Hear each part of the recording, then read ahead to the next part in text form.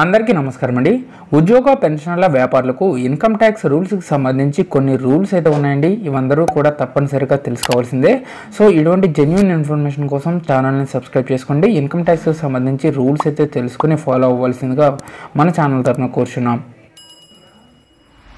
ఆదాయపు పన్ను చట్టం ప్రకారంగా ఇంట్లో నిల్వ చేసిన డబ్బుపై నిర్దిష్ట పరిమితి అయితే లేదండి.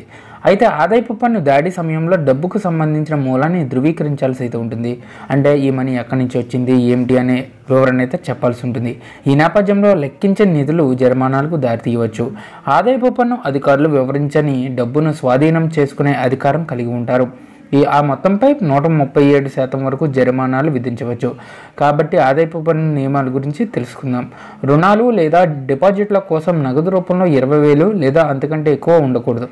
రుణాలు లేదా డిపాజిట్ల కోసం ఎవరైనా 20,000 లేదా అంతకంటే ఎక్కువ నగదును స్వీకరించకుండా ఆదాయపు పన్ను శాఖ నిషేధం విధించింది. 50,000 కంటే ఎక్కువ లావాదేవీలకు పాన్ నెంబర్లు తప్పనిసరి అని గుర్తు చేసుకోవాలి. Central board of direct taxation ప్రకారంగా వ్యక్తులు ఒకేసారి 50,000 కంటే ఎక్కువ డిపాజిట్ లేదా ఉపసంహరణల కోసం తప్పనిసరిగా పాన్ నెంబర్ని అందించాలి. 30 లక్షలకు పైబడిన నగదు ఆధారిత ఆస్తుల లావాదేవీలను అయితే పరిశీలిస్తుంది. 30 లక్షలకు మించిన నగదు ద్వారా ఆస్తులు కొనుగోలు లేదా అమ్మకంలో నిమగ్నమైన భారతీయ పౌరులు దర్యాప్తు ఏజెన్సీల పరిశీలనలోకి రావచ్చు. 1 లక్ష కంటే ఎక్కువ క్రెడిట్ డెబిట్ కార్డు లావాదేవీలపై పరిశోధన చేయాలి. క్రెడిట్ లేదా డెబిట్ కార్డుల ద్వారా ఒకేసారి ₹1,00,000 కంటే ఎక్కువ చెల్లింపు పరిశోధనలను ప్రారంభించవచ్చు.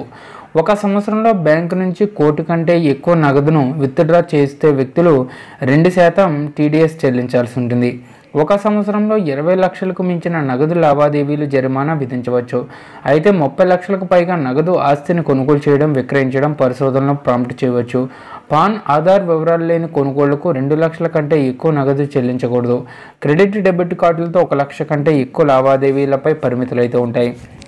ఒక రోజులో బంధువు నుంచి 2 లక్షల కంటే ఎక్కువ నగదు పొందడం లేదా వేరొకరి నుండి నగదు రూపంలో 20,000 కంటే ఎక్కువ రుణం తీసుకోవడం నిషేధించారు. ఈ నియమాలను అర్థం చేసుకోవడం ద్వారా చట్టపరమైన పరిణామాలను నివారించడంతో పాటు ఆదాయపు పన్ను నిబంధనలకు అనుగుణంగా ఉండేలా చూసుకోవడం చాలా ముఖ్యం.